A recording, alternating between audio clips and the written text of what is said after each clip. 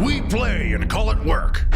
Hey everybody, Matthew here from MiniWargaming.com, and welcome to this week's Sit and Talk, our show where we just answer your questions about whatever you want to ask. We rotate every week who's going to be on the show. Next week will be Josh and Cullen. Cullen is our full-time video editor, and you may have seen him in lots of other videos. He's not in videos currently, but he's been in lots of videos in the past. A lot of Warhammer Fantasy, heck, even 40k and Age of Sigmar as well. And so you can ask them whatever questions you like by leaving a comment below, either on our website or on YouTube. It doesn't matter. We check them both. And don't forget, whenever a Sit and Talk comes out, also an Open Vault comes out, which is a behind-the-scenes show exclusively for our Vault members. And it gets you to see what we're working on, also just fun, random conversations that we have. It's a fun show to watch. If you can watch that right now by clicking the link below, or make sure you finish the Sit and Talk first, and then you can go watch that. If you're not a Vault member, please consider becoming one. It helps support us, and you get access to thousands of videos, battle reports, painting tutorials if you're a Silver Vault member, behind the scenes and narrative campaigns, all sorts of stuff. And you can get a free 7-day trial. You just click the link below and go start it right now. So let me just jump right into the questions. First one from Fear the Nads. Hey Matt, you can call me Mark. Don't mind the username, it's actually my last name and not what you think. Better to embrace it though. All right, Mark, Fear the Nads. Sure, that's not what it actually is. The Expendables campaign got me thinking, how would you feel about making a narrative campaign that pitted two factions against each other? Instead of the games master controlling the enemies, having a player actively trying to succeed or impede against the other side. And having unique level ups for each, and designing the story around how the missions turn out. It sounds like it would be a lot harder to run as you risk changing things on a mission-to-mission basis. But do you think there's merit in the idea? Do you think it would function in the typical narrative campaign format, or would be best left to a Path to Glory type campaign? Keep up the great work. We could totally do that. The trick with that, it makes it a little harder because of balancing. And see, with a Games Master Run 1, when I write the upgrade systems, I don't have to worry about whether the upgrade systems are broken or not, because I can just adjust the difficulty if I find out, oh, these guys have gotten a little too good, so I guess I need to make the missions a little harder. But if you're just playing like trying to keep it fair, you need somebody who's unbiased, then that's usually the Games Master. And he's the one that can look at it and be like, oh, I think you're getting too strong, the missions are becoming too easy, so let's make them harder. Whereas if it's like, hey, you're getting too good, so now I'm going to bring more guys because I think you're too good, but then you might be wrong in whether they're too good or not. So it's definitely harder to write a story-driven one.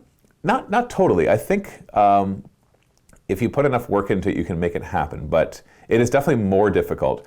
I would say if you're going to have a player versus player, a PvP without a Games Master or Game Master, then it's better to use a system like Crusade or Path to Glory, a third-party system, so that it's impartial, even if it's not technically balanced. At least it's not your imbalance; it's somebody else's imbalance. And if you want to tell a story around it, absolutely you can do that. You would just have to keep the story simple, like it's an invasion of a world, and so we're going to make a tree. So often, what you can do is you can make a tree campaign. And you have the starting mission, and then if the player A wins, you play this mission. If player B wins, you play this mission, and this happens in the story.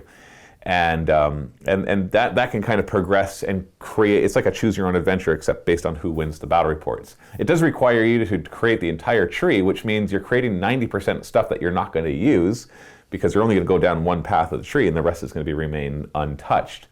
But it's totally doable. You just have to keep it simpler. Would we do that?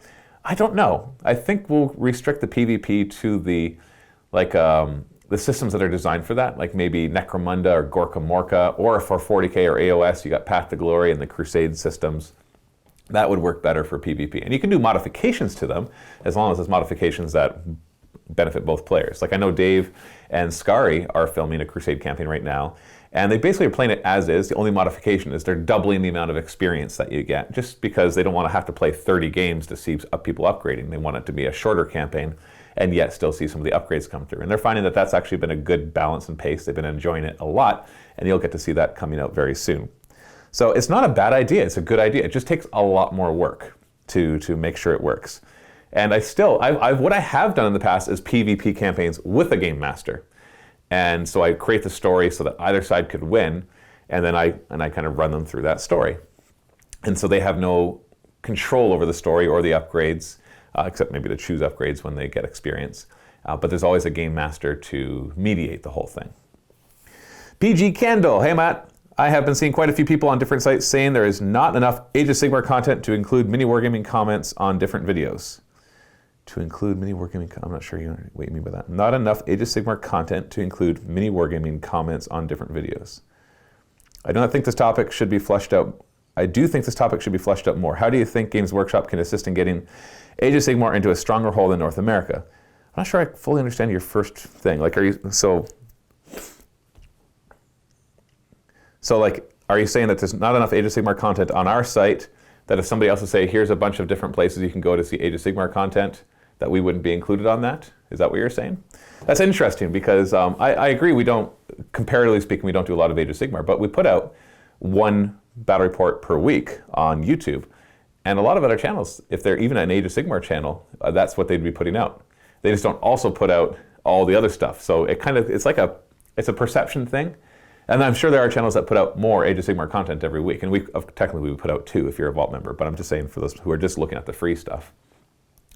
And it's tough, but I'm trying to, the perception of it is always hard. This has happened so many times over the course of mini wargaming's history. If we increase production of another type of game and don't touch how much we put out of another game, we'll inevitably get lots of comments, not just a few, but lots over the next few months saying, you guys don't put out as much of this content as you used to. And it's like, well, actually, we're putting out the same amount. We're just putting out more content overall, and so the percentage looks lower. And so it's a perception thing, and I understand that. That's you sometimes you look at it, my value is based off the percentage of my usage, which isn't always accurate. Like if you're like, I have my Netflix account and I'm paying $15 a month for it. And there's 1,000 movies in there, but I only watch like 5 of them. So I'm only getting 0.5% usage. I'm not really getting much. There's not a lot of good stuff on there. It's like, yes, but even if you just rented those 5 movies at, let's say, a cheap $5 a movie, that's $25 in rentals, and you paid $15 for that. So that was worth it. So there's 2 ways to look at it, but often people will look at how much of the product am I getting to use, and so I'm not getting the full value, and therefore I don't want to pay that full price. So, I understand that perception does happen. But to answer your next questions, how do you think Games Workshop can assist in getting Age of Sigmar into a stronger hold in North America? Well, I think they're doing everything they can. They're doing social media stuff, they're posting videos about it, they have their Twitch channel, they're making great products and pushing those products. Obviously 40K is being pushed more right now because 9th edition just came out, and so they have a lot of updates to do. And also 40K is their cash cow, so that's going to get more attention than Age of Sigmar. That's just natural. And if Age of Sigmar gets more and more popular, then they'll naturally readjust to that. How can Games Workshop increase visibility to Age of Sigmar, and how would you address it if you were on the board of directors? Once again, I think they're doing everything they can. It's just a matter of, there's a lot of things out of their control, and one of those things would be the consumer tastes for different kinds of genres. And so we've seen that kind of ebb and flow, especially in North America. I know, like, for example, Warhammer Fantasy versus Warhammer 40,000. Early on, Warhammer Fantasy was dominating, right? And then 40K comes in and they became the dominant factor over time. But it happened in North America first, I believe, that 40K became more popular than Fantasy. And then over in Europe, Fantasy stayed more popular than 40K for quite a while, and it took a while before that to switch. And I'm pretty sure that switch is now there. And that can be due to, like, if you look at the movies that were coming out, and because sci-fi has always been a thing in theaters, obviously, since movies started. But when you really look at the types of movies, I remember doing an analysis of this because I did an interview with a historical wargaming channel, Little Wars TV. I'm trying to remember the name. I'm so sorry, I forgot. And we were talking about this, and I was like, I wonder why historical isn't more popular. And then I looked at movies being made over the decades since like the 1920s. And when you look at it, through the 20s till about the 70s, the main movies being made were historical movies.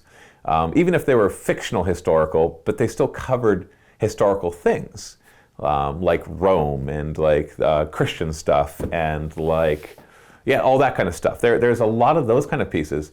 And then we hit the 70s and we start getting movies like Star Wars. And then we start getting movies like Alien, and we start getting Star Trek becoming more popular, and we start getting all of these different sci-fi things that really start to explode. And that, of course, affects what people want to consume. Like for me, for example, I got into miniature wargaming, well, technically as a kid playing Battletech, because I walked in the store and saw big robots and I thought that was cool. But as an adult, through Lord of the Rings, because me and my wife just love Lord of the Rings. I read the book several times as a kid. When the movies came out, I absolutely loved them, and I watched them over and over. We watched them like every 6 months, one of those kind of things, right? And so when I walked into the Games Workshop store, I wasn't attracted to the Warhammer stuff. In fact, I was like, no, that's not for me.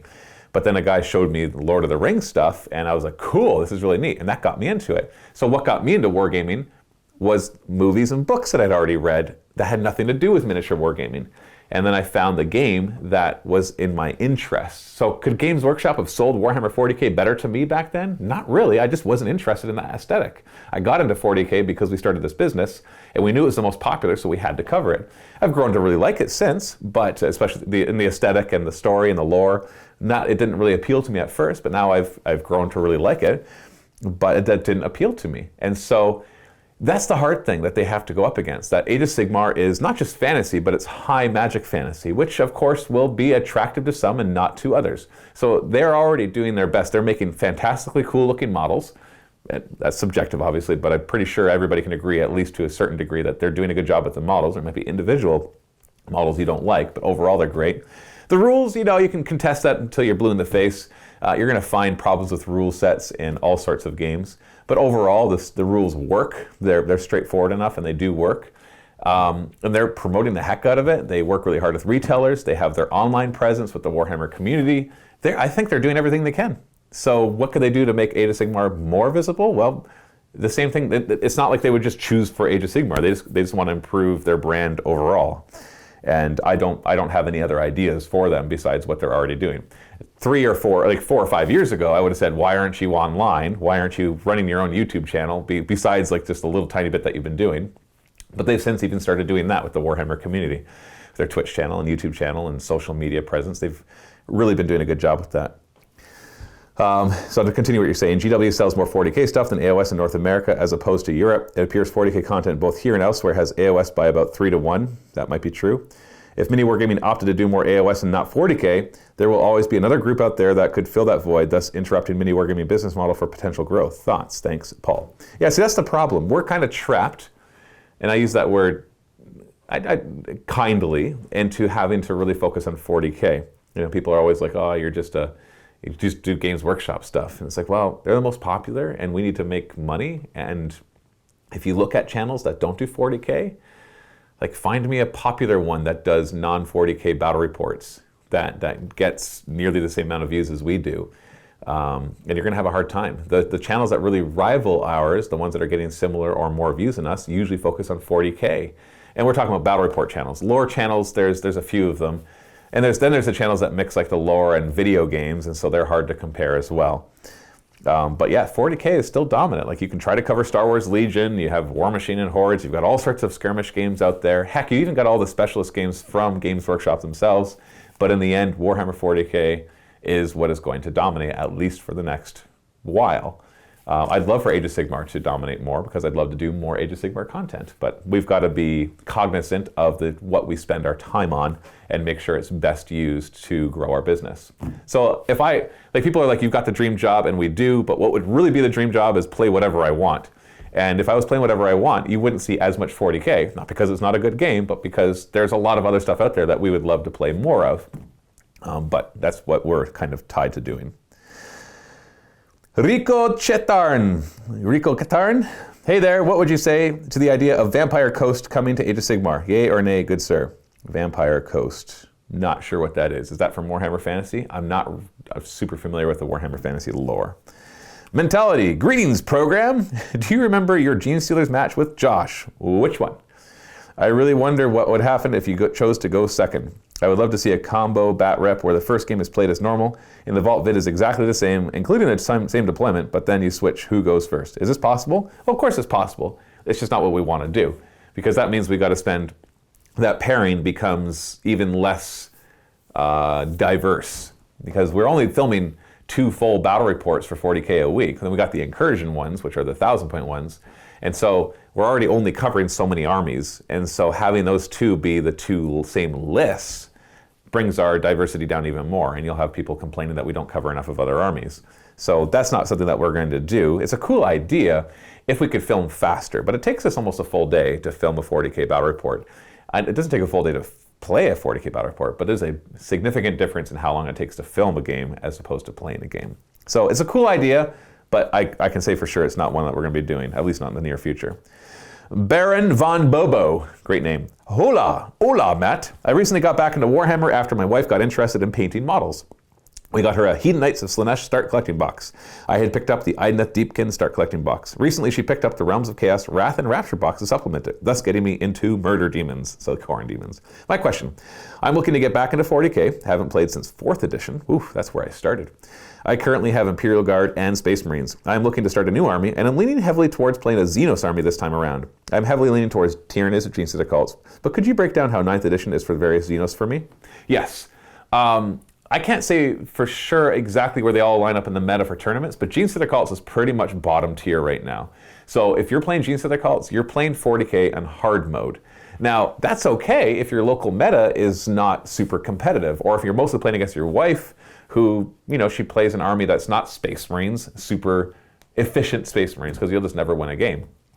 At least it'll be much more difficult. Tyranids are lower tier, not as bad as Gene Stealer calls. There are several ways, and they're actually winning tournaments right now, so some people will be like, no, Matthew, they're high tier. It's like, no, there's one high tier list, which is just swarm the table with gaunts until you're blue in the face. That to me is not Tyranids, although that is a way to play Tyranids, but Tyranids overall, with a variety of lists that you can bring for them, are maybe close to mid-tier, depending on how you play them. There's a couple ways to play them that are higher tier, but overall, if you're going to get into them, you're not going to immediately want to buy 200 models and paint them all up. Tau is kind of mid-tier right now too.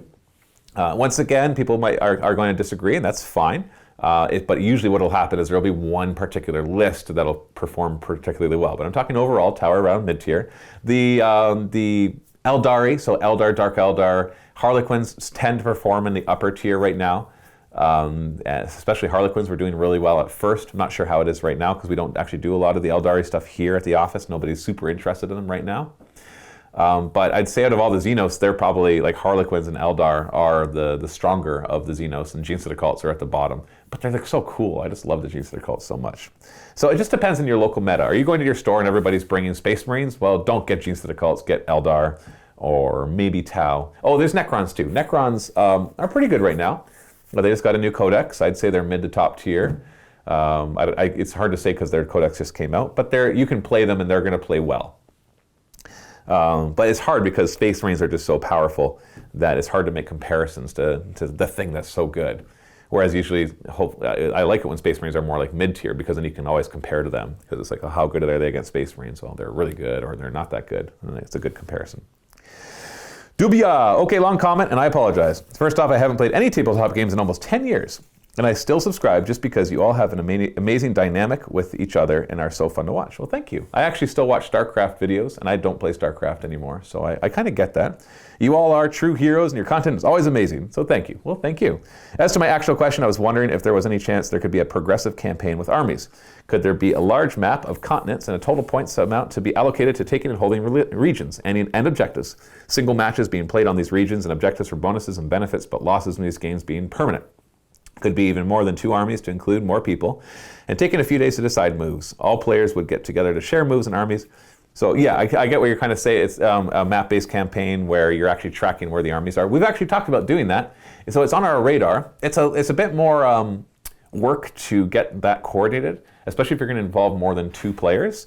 But it is a cool idea that we've talked about doing, and Luca is particularly interested in this. So if we can figure out a way to make a simple enough system. Because if it's not a simple system, then you're going to be basically play testing something for the first season, and maybe it will be total garbage. And you want it to be good right off the bat. So simpler usually makes it easier because then you're just relying on the core rules to balance it. But yeah, we have talked about that, even like to the point of playing Battlefleet Gothic for void control and then Kill Team for the small games. Like that's even more complicated, but it could be interesting. Baron Von Bobo again. This is a reply. I support this idea. Those were my favorite campaigns to be part of back in the early 2000s at my local Games Workshop.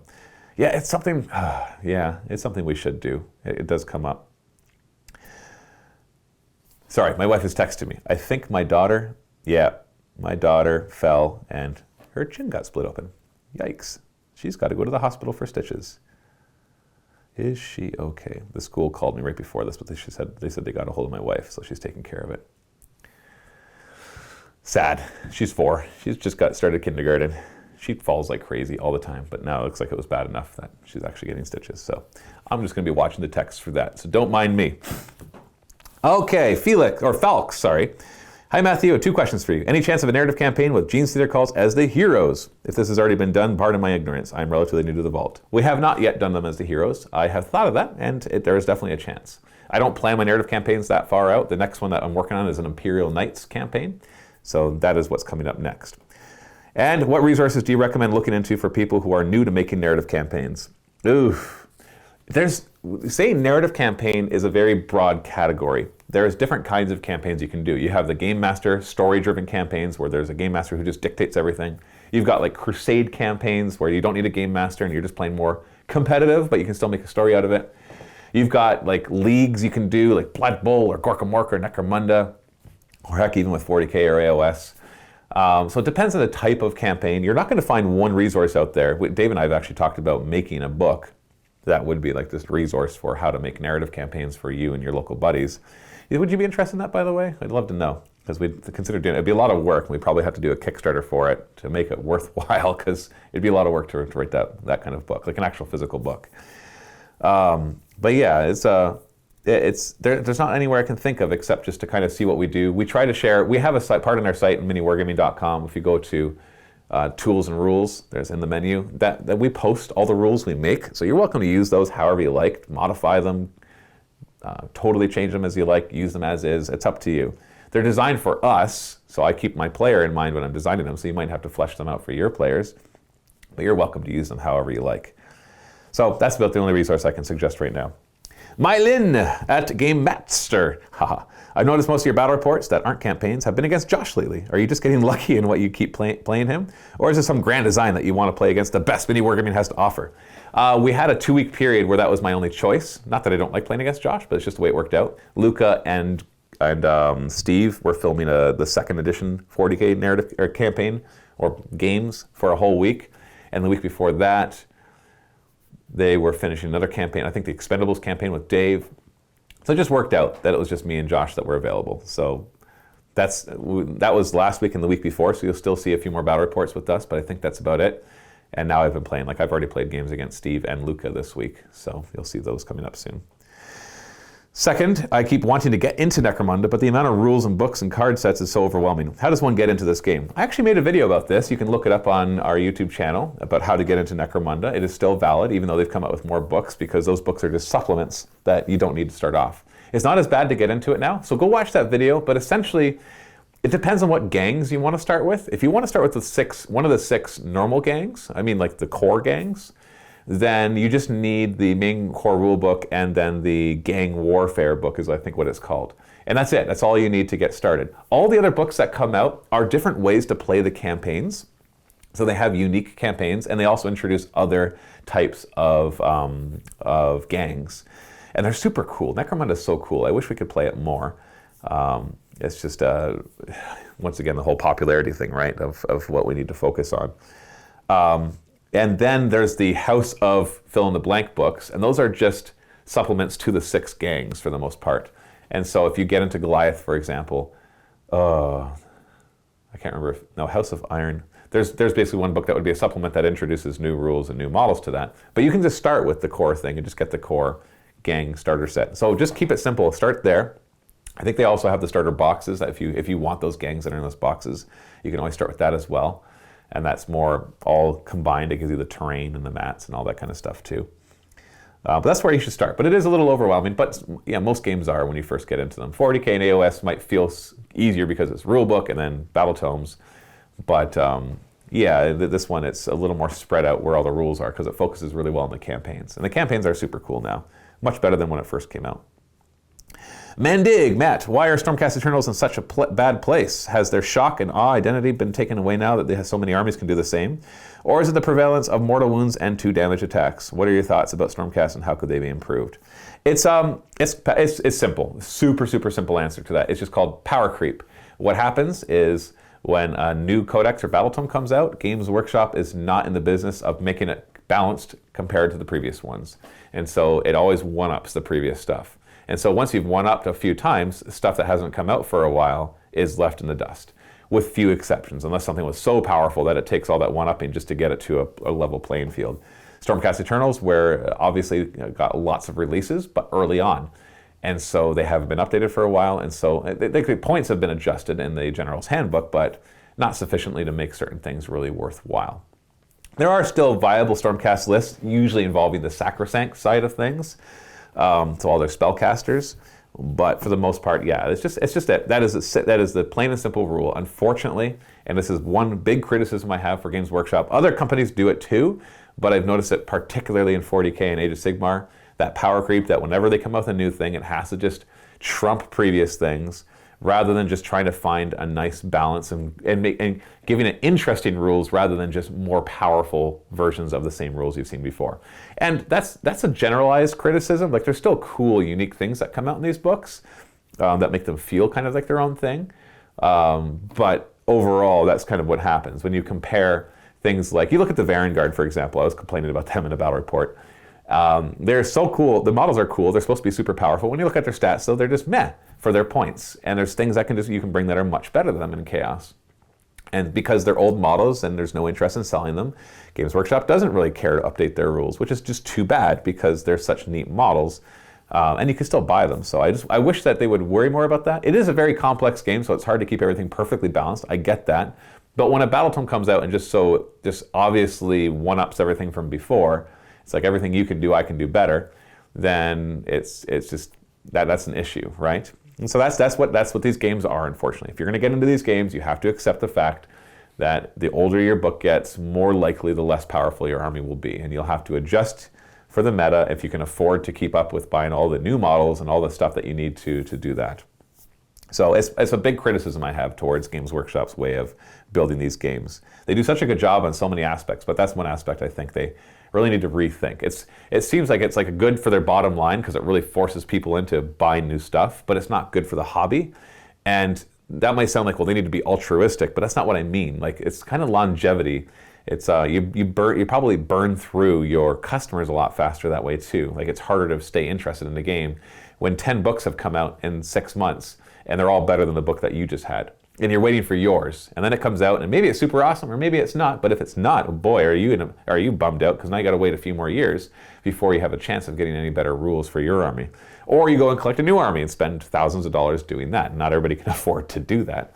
So it's unfortunate, but it is the way that they have kind of turned when it comes to these things. Like I said, probably good for their bottom line, which when you're a public business run by, and you have your shareholders, it's what you worry about most, and it's not about making sure the hobby is as good as it can be. It's making sure you make as much money as possible, which, is not an evil thing. It's just unfortunate for the hobby.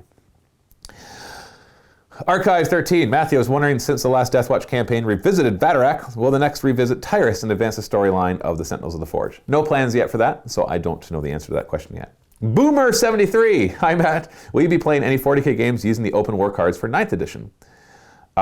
Yes. We don't have any plans yet, but totally. I've been looking to kind of switch out of doing the typical missions because they're all kind of the same. They pretend to be different, but it's like, how many objectives are on the table? Is it 4? Is it 5? Is it 6? Okay. How many do you have to hold to get that 5, 10, and 15 points? And what's the kind of secondary that might matter? But for the most part, you need to deploy this way, not this way, or you go deploy this way or this way. It's like they're all the same mission. That's what they feel like. And so, yeah, it'd be nice to play some open war where it's just like a little more crazy antics and stuff. Kurtz to you. Hey, Matt, I just got into Dark Eldar Drukhari and wanted to know what you thought of them in 9th edition. I don't really have any thoughts on them. We haven't really played them much here, or I haven't played against them. And so I don't really know how good they are and how fun they are to play.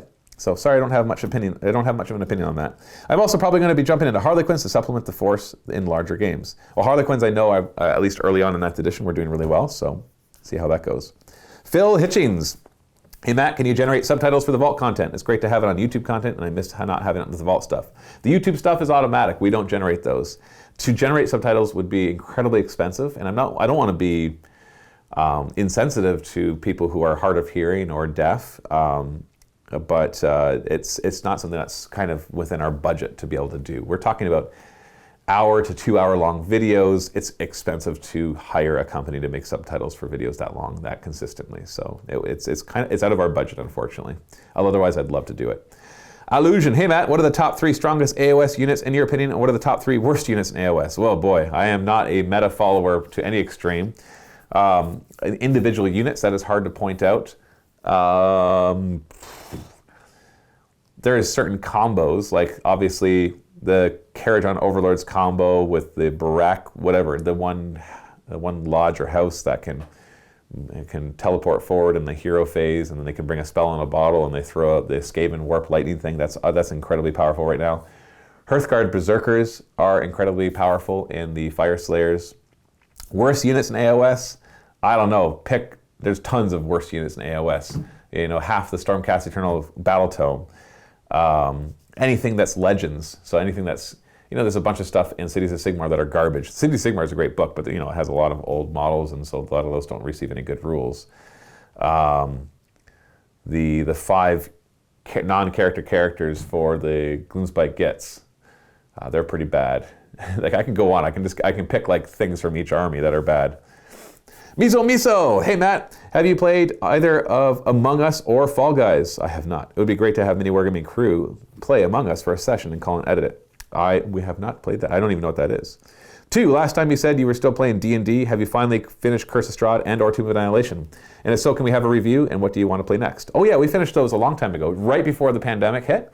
We finished both campaigns roughly around the same time. So back in March, I want to say, late February, early March, we finished them.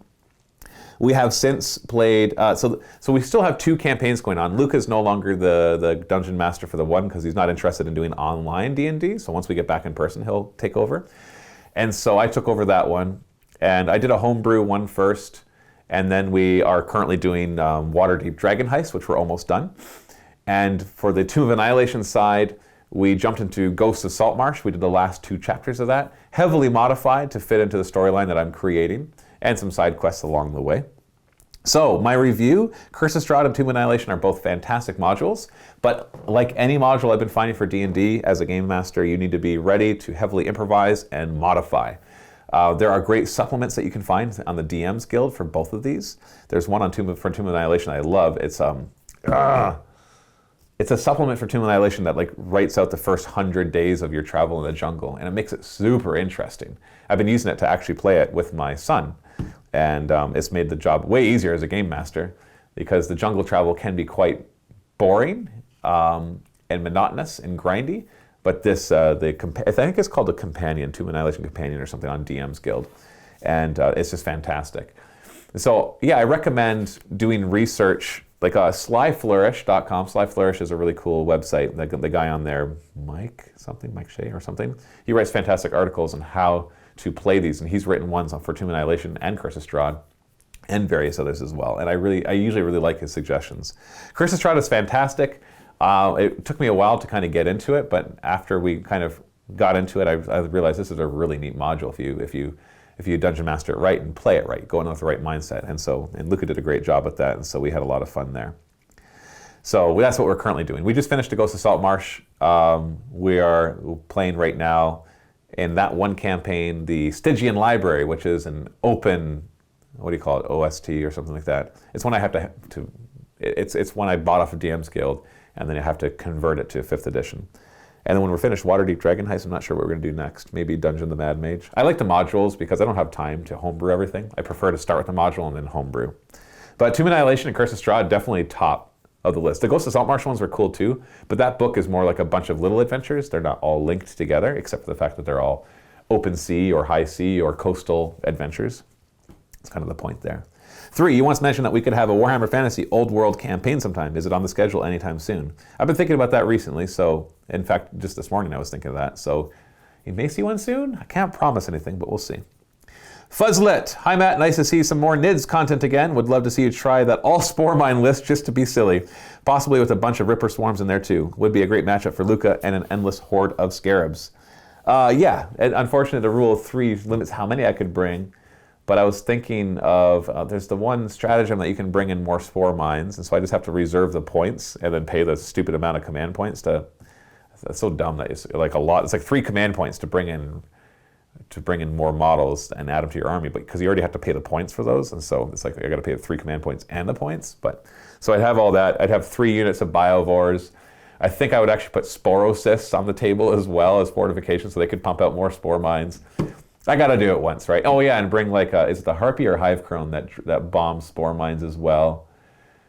essentially make a whole list that's nothing but spore mines, and then the rest of it is ripper swarms and like maybe lictors or something, 3 lictors to actually grab objectives. And the HQ choices would be, who cares? 2 bird lords, I don't know, 2 Tyranid primes just to min out the points. But it could be fun. It could be fun. I don't know if it'd be fun, actually. It'd probably be really bad, but it could be interesting to watch. And I do actually have a big box of spore mines, so I think I could have a lot of them on the table. And it's more just like a mind game for the opponent. Like, what do? I don't want to charge these things, and they're all over the place, and they're all these 3 Biovores shot and 2 of them missed, and I have 2 individual units of 1 spore mine. It's like, what do you do? Okay, I guess I got to split fire and hope to kill them both. Otherwise, they're going to float into me and explode and do mortal wounds everywhere. Maybe it'll turn out to be like this top tier list that we just never thought of. I doubt it. Michael McDonald, 646. Hello, Matt. Hope everyone is well. Just 2 short questions. First question, ever thought of doing a statistics page for wins, losses? Who went first, match type? Not really. That's not really our style. As much as we are competitive to each other, it's not really our style to try to keep track of all that stuff. And we're all constantly, the meta is constantly changing. So that thing, as soon as it's been up for a few months, it's just kind of useless information. Second question, at what points cost do you feel 40K is best balanced? There's no level that is best balanced because the armies are not balanced. But we play at 2,000 points and 1,000 points. I did my first incursion battle reports this past week, and I loved them. It felt like a different game, and it changed the balance for sure. But I don't know if like it rebalanced the game or it was a different balance. So we play at 2,000 and 1,000. The game can totally be played at 1,500. There's the points cost of things have gone down so much over the years that there's more and more models on the table to the point of being almost too many. So you can totally play at 1,500 points, and that would be sufficient. Demon Arrows, hi Matt, I've really enjoyed the Learning 40K series. Are more on the horizon? Sorry for the boring, where are my videos question. No, I don't have any plans to make more of those right now, but we'll see, maybe in the future. Silencer 979, so I just gotta check my time. Where's my stopwatch? Oh, my daughter's doing okay. She's just holding something to her chin, but she's smiling. Probably gonna need stitches though, just so you know. Oh yeah, we're good. We're a little over halfway done. Hopefully I can get through all the questions.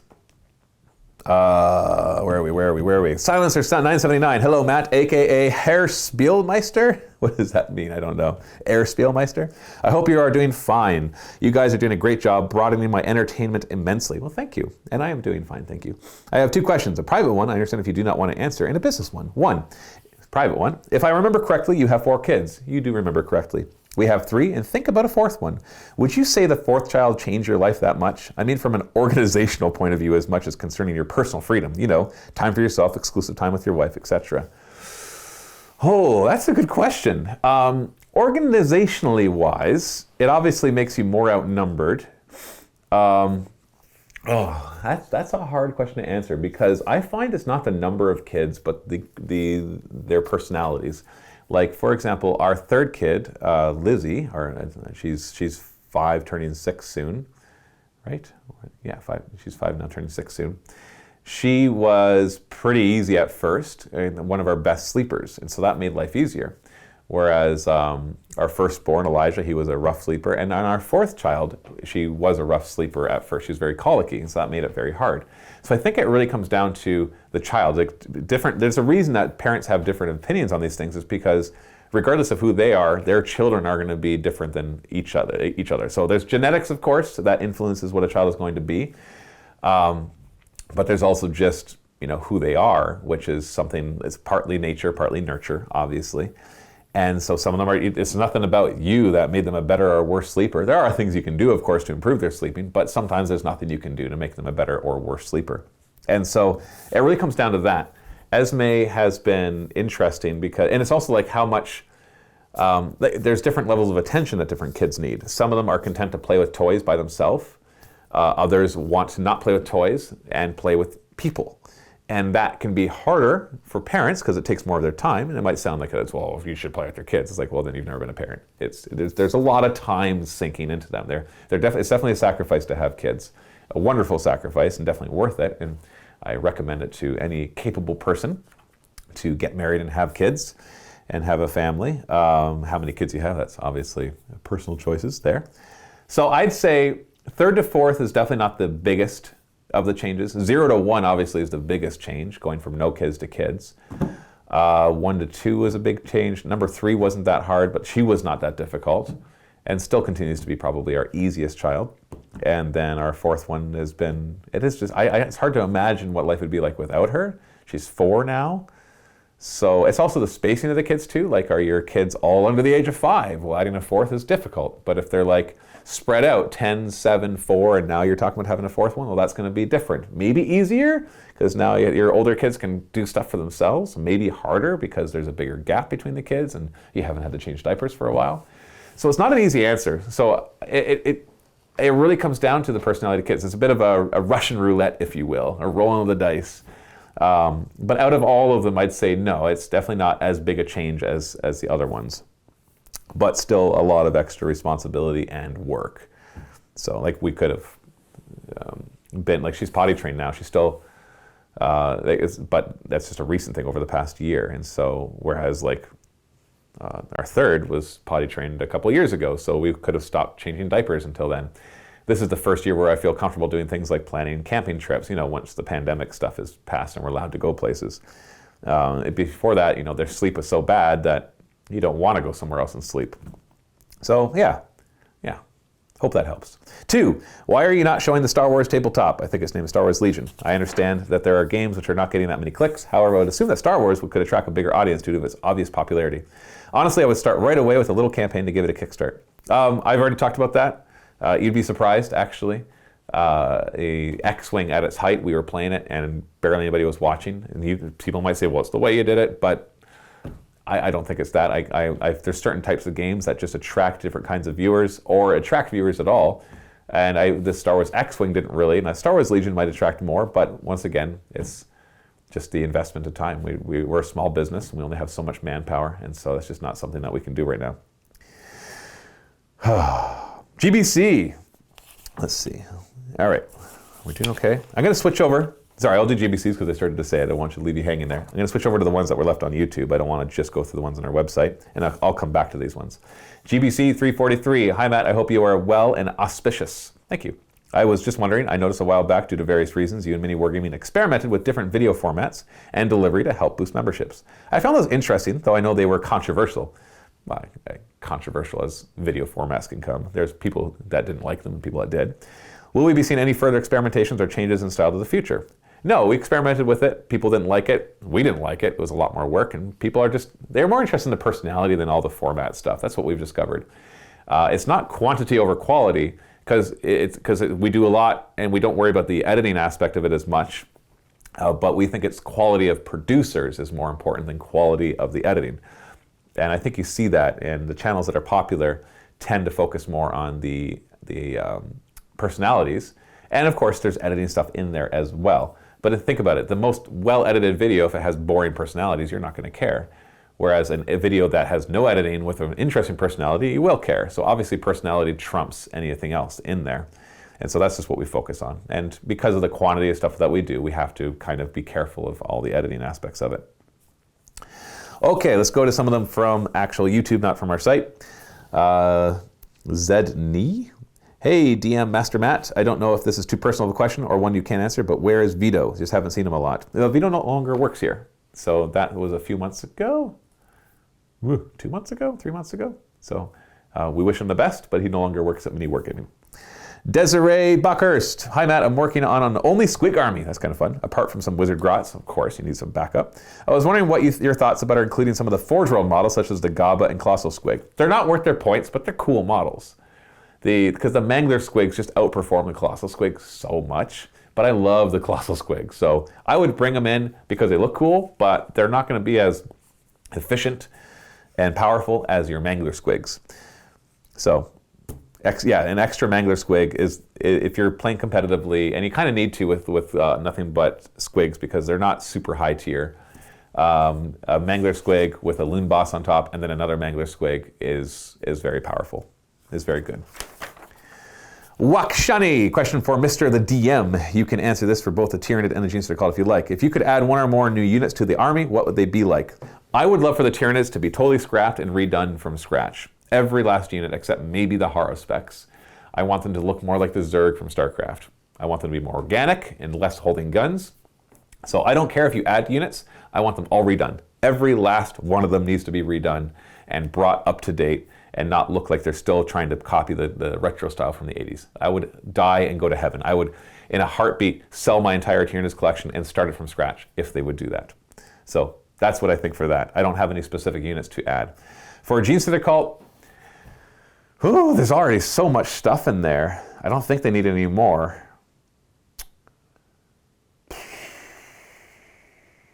I'm sorry, I'm not really good at just creatively coming up with new stuff to add to the army. I just want them to make the stuff that's there work well. And right now they don't. They're just, for their points, they die too quickly and don't really get their job done. New ordinary humans that were more rebels than cultists, new bugs based on squats that were in tough troops but slow moving, a new HQ of some kind, Genestealer driving jet skis, whatever. Tell us what gaps you feel exist and how you'd fill them if you could. Yeah, I think it's more the rules of the Genestealer cults and the look of the Tyranids. I would totally redo. Bruce Cozine, Mr. Master of Games, are you going to make a what you need to start playing kill team? Trying to slowly get my buddy into tabletop games. No plans, but I know that series does well, so eventually I'll probably come back to that. Stan Richardson. Oh, no, that's to Steve. Jake Dog, Master Game Maddie. Please wish me a happy birthday because the day you read this will be my second birthday. Your second birthday. So you're 2 years old. Happy second birthday, Jake Dog. Freddie Oyola Jr. Hey, oh, no, that's to Steve. I'm not going to read that username because it is a swear word, so I'm just going to leave that. I'll just read your question, and if you recognize it, then you know it's you. Question for Matt, is the type of terrain significant for your enjoyment of games? I personally prefer ruins, urban, or too industrial to things like forests and swamps. The type, no. The variety, yes. And how cool it looks, yes. So I can't say I like urban over forest. If I play a bunch in urban, I'm going to want to play in forest next. So I like variety of terrain. I like to play in Arctic and in desert and in jungles and in urban and in mixtures of all of those. Or lunar or underground and caverns and lava and death worlds and alien trees and that kind of stuff. So I like variety. It's not so much individually what they are. It's more the variety of what they are. Jake Dog again. Good day, Mr. GM, Games Master Matthew, the Master of Games. The team at Mini Wargaming have been chosen to star in a new movie. Your job is to choose who plays which characters. The movies are Star Wars, ideally the original trilogy. These are always weird games because I can never come up with them. I'm not creative in that way. Oh, jeez. So this makes me think like Family Guy when they did a parody of Star Wars, like who's the Darth Vader? And who's the Emperor, and who's the Luke Skywalker? I picture Luca, of course, is the Luke Skywalker. And Steve would be Obi-Wan, as I can just see him mentoring Luca, totally patient all the time. I picture Dave being Darth Vader, and then I would be the Emperor. Maybe Josh would be the Emperor. Yeah, Josh would be the Emperor. And then I would be, I don't know, what would I be? C-3PO. There you go, the protocol droid. Okay, I think we're actually going to have time to get through all the questions. We might get through questions before we run out of time. Going back to the ones on our site. Fuzzlet, hey Matt, you used to play the Gits a little while ago. Have you had a chance to read over the new Jaws of Mork rules? If so, would you love to know your thoughts? I have not, unfortunately. Is that the one that's in the White Dwarf? I'm not sure. I've been playing Squigs at 2K for a while now, having a lot of fun. These new rules seem like they'll add a nice little bit of flavor into an already fun playstyle. I do need to check those out, but I have not seen them, so I'm sorry. Flavathat, hey Matt, what advice do you have for content creators who are just starting out? Oh boy. Depends on the purpose of you being a content creator. Are you trying to make money, or are you doing it for fun? Or is it a little bit of both? Like, are you seriously hardcore wanting to quit your job and do this full time? Or are you just doing what you want to do? If it's seriously hardcore, I have to say something that you're not going to like. You got to do 40K. That's just what it comes down to. Unless you can find some game designer that will pay you to make the videos, and that's how you make your money, you got to make 40K. And that's what it comes down to. You need money other than YouTube revenue. YouTube revenue will not get you anywhere on its own. You need to have tons of views before it would even be good for a single person income. Like, our YouTube revenue is an okay single person income. That's it. And then think about all the videos and views that we get, and that's all it is.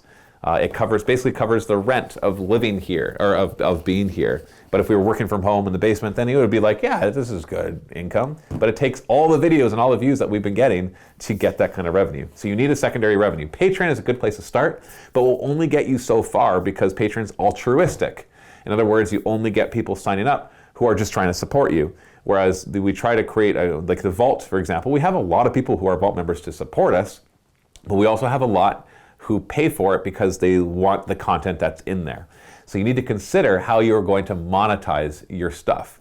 Whether it's you put stuff behind a paywall, or whether you get heavily into merchandising, or maybe you have some other skills, like you're good at sculpting, or you're good at 3D design, and so you make 3D models for people to print, and you sell those on a Shopify store, or an Etsy store, or you paint commissions on the side, and so you use your YouTube channel to promote that. Or you have a brick and mortar store that you can sell stuff online, so you use your YouTube channel to promote that. You need to think, if you're on the side of money making, how am I going to monetize this? And do not think about YouTube advertising. You don't have any control over it. And if whatever comes in, but you need to have something you have control over. Products you create, whether it's tutorials that you can sell, like in a digital format or a hard copy format, or services that you offer, or something. You got to find things that you can sell, and then kind of look at your YouTube channel as a way to drive traffic to those sales methods. That's exactly what you need to do. And whether it's a vault-like thing, whether it's a digital products, physical products, whatever happens to be, you need to do one of those. Otherwise, you're going to be doing it for fun and make a tiny bit of money on the side. Like I said, Patreon will only get you so far, and YouTube revenue will only get you so far. There's very few people, very few content creators, period, on YouTube that can look to Patreon and be like, yeah, that's my income. They do exist, but there's not a lot of them. And in a small market like miniature wargaming, it's even less. And yeah, 40K, I'm sorry. I know that you might want to play other games, but I would, if I were to start from scratch, I would focus, and I was worried about making money with it, I'd focus just on 40K. I'd want to play other games, but I'd focus just on 40K. Also, from Flavithat, when the Genestealer Cult and Tyranids get their new codexes, would you like to see some interconnectedness? Well, we technically already do. They all have the Tyranid keyword. Would I like to see more interconnectedness? Sure. It'd be cool if some of the stratagems worked both ways. I'm not sure how else they'd interconnect them, but it would be neat to see some of that, for sure. Thanks for the amazing amount of content. Well, thank you. Donnie777. Hi, Matt. Have you read or seen the new Size of the Emperor book that came out recently? It has a chapter Return to Satha with call to find the Pharaohs, etc., etc. Basically, the chapter has Genestealer cults infested into their chapter serfs, and I was thinking maybe even Marines, although this book doesn't lean that way. So I wonder what your opinion on it. So I have not read that, but now you've piqued my interest, and I might go check that out. I was wondering your opinion on it if they could, and second, could you do a list of Genestealer cult and Nids versus all Primaris Scythes? I have always wanted to read Battle Reflect the Fall of Satha or The Final Stand at the Coffin, another Scythe book. I'm pretty sure Genestealer cults can't infect Space Marines just because of their transhuman physiology. Well, we've never seen it happen, so there's no precedent. It doesn't mean they can't kill them, obviously, but yeah. So I don't think so. We haven't even really seen Genestealer cult infect. Like, I've seen them infect Tau, obviously all sorts of humans and other type non-human races, but I've never seen it happen to Eldar. And maybe you can point, like somebody can point out a book or a story where it does. And I've never seen it happen to Space Marines. And heck, I don't think I've ever seen it happen to Orcs. I think technically they could, but then the Orcs just wouldn't care, or their own psychic powers would kind of overwhelm it. So it's usually humans and Tau seem to be the two that get infected by that. How's Am3? Game Master Matthew. I just started a small group up here in Alaska for 40K. We will be doing a crusade style format for all of winter, so 6 months probably, LOL. And one of the members wants to run Genestealer cults and Tyranids. Any quick tips for him when it comes to playstyles or tactics? I think he is getting to start collecting boxes for both. Thanks a lot. Like I said, Genestealer cults are tough right now, so he's playing on hard mode. So he's got to kind of go into it knowing he's the underdog. Other than that, there's a lot of good things for them that you can do. But the problem is if you're starting small and building up, not all of them are available to you. So like right now, Ridge Runners are good because if you get the Blood of Baal book, Psychic Awakening book, because it has some good upgrades for them. So like Ridge Runners with heavy mining lasers are good. Acolytes are good. Aberrants are not. It used to be Aberrants were good. Now Aberrants are 2 points heavy, so only get them if you really like them. But Acolyte hybrids are where it's at. They're just a good all-around unit for if you're looking at the best stuff inside of the Genestealer Cults book. Bikes are great. They're cheap. They're fast. They get -1 to shoot them. They grab objectives. And they even have some stratagems to give them a bit of a boost as well. So bikes, acolytes. I'd stay away from Genestealers. If you're playing Genestealer Cults, stay away from Genestealers. They're just not that good. The Patriarch is good, but the Genestealers themselves are not because they don't get any of the benefits of the cult creeds. All they get compared to a Tyranid from Tyranids is the ability to cult ambush, so like deep strike, which is cool. But you can use your acolytes for that, and they basically function the same way as Genestealers, except they're cheaper, so you can bring a lot more of them. And like the vehicles are fine. The Imperial Guard stuff, like that, to me, that's kind of a separate sub-faction of the Genestealer Cults. Like if you're going to get that stuff and you're going to focus on it, you might as well play Imperial Guard. It's cool to be able. I like that stuff because it's more like if I'm playing lots of Genestealer Cults and I want to play it differently, I can grab the Imperial Guard collection and I can mix it in and call that something different. But they're not really what people will bring if they're playing Genestealer Cults to be competitive. Keller morphs are awesome. So yeah, I'd say there. So you start the Get Started collection boxes actually are pretty solid for what you get in them. They give you acolytes, bikes, and a Ridge Runner. So if you get several of those boxes, like 3 or 4, that's a really good start for your army. You'll have to still flesh it out with some HQs and other elites, but it's good to go. Tyranids, on the other hand, there's a lot of choices there. What's good right now? Obviously, Gaunts are good because they're good for grabbing objectives and they're super cheap. Genestealers are great for your HQs. The Swarm Lord's solid, but he's not that. You don't want to really bring him at first because he's not going to be good in smaller points games. So your more core ones would be Neurothropes and Broodlords. Zoanthropes are really good as long as you bring them in squads of 4+, then they can really shine. Lictors are awesome because they can do all your secondary objective grabbing. They're super cheap. They can pop up around the table. And